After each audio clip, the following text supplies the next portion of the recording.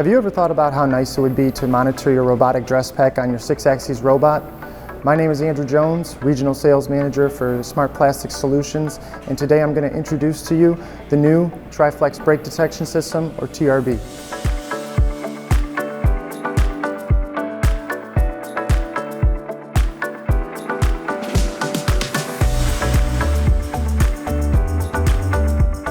The TRB is a condition monitoring system that monitors in the event your robotic dress pack were to break.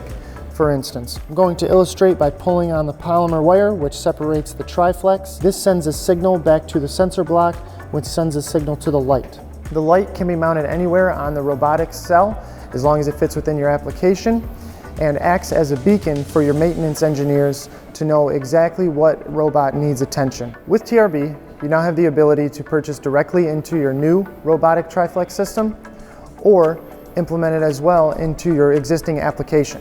To find out more on how TRB is eliminating downtime, see the information below in the description. Thanks for watching.